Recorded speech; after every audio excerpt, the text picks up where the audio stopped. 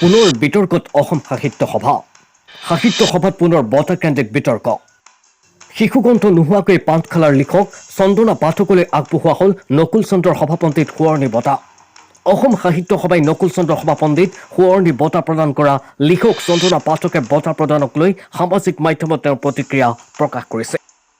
অসম সাহিত্য সভাৰ নকুল চন্দ্ৰ সভাপণ্ডিত সোঁৱৰণী বঁটা আৰু কিছু স্পষ্টীকৰণ ইটছ এ বিগ জক ফৰ মি মোৰ লগতে কিয় বাৰে বাৰে এনে হয় সাহিত্য সাধনাৰ নামত আচলতে চলিছে কি ডাঙৰকৈ মেলা পাতিলেই সাহিত্যৰ উত্তৰণ নুবুজায় এখন কিতাপ পঢ়ি চোৱাৰ ধৈৰ্য নথকা বৰ পণ্ডিতসকলে কেনেকৈ সাহিত্যৰ বিচাৰক হয় আজি দুপৰীয়া ফোন আহিল কেইবাটাও মেছেজো আহিল টিভি চেনেলত হেনো বাতৰি ওলাল চন্দনা পাঠকলৈ নকুল চন্দ্ৰ সোঁৱৰণী বঁটা মই আচৰিত মই কোনো কিতাপ কোনো বঁটাৰ বাবে পঠোৱা নাই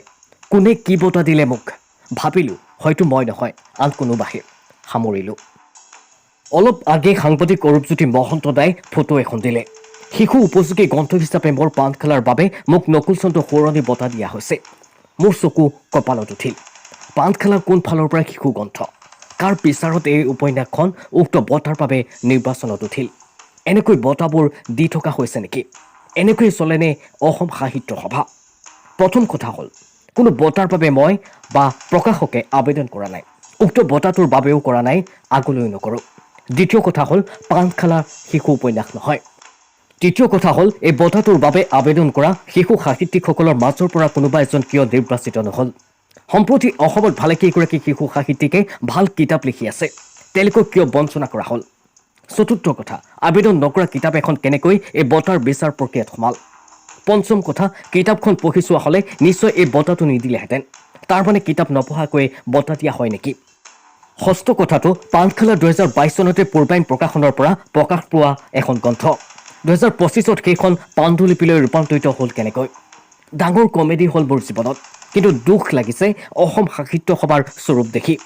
শিশু সাহিত্যৰ সাধনত নিমগ্ন হৈ থকা মোৰ ভাইটি ভণ্টিহঁতৰ মুখবোৰ চকুৰ আগত ভাহি উঠিছে এইবোৰ কাৰণতে মই কোনো বঁটাৰ বাবে আবেদন নকৰোঁ নালাগে মোক বঁটা পাঠকে যে মোৰ লেখা পঢ়ি মন্তব্য কৰে সেয়াই মোৰ জীৱনৰ প্ৰাপ্তি এনেদৰে প্ৰতিক্ৰিয়া প্ৰকাশ কৰি আৰু তেওঁ লিখিছে মই মৰি গ'লেও এই বঁটা গ্ৰহণ কৰিব নোৱাৰোঁ কৰাৰ কথাই নাহে ক'বলৈ গ'লে এনেকৈ এই বঁটা দি মোৰ কিতাপখনকো অপমান কৰা হৈছে মোকো আৰু সন্ধিয়াৰে পৰা মই যি মানসিক কষ্ট পাইছোঁ তাৰ বাবেও তেওঁলোক জগৰীয়া এনেদৰে এতিয়া সামাজিক মাধ্যমত প্ৰতিক্ৰিয়া প্ৰকাশ কৰিছে চন্দনা পাঠকে অসম সাহিত্য সভাৰ এনেবোৰ কৰ্মকাণ্ড দেখি সকলোৰে এতিয়া চকু কপালত উঠিছে নিউজ ডেস্ক ৰিপৰ্ট দৈনন্দিন অসম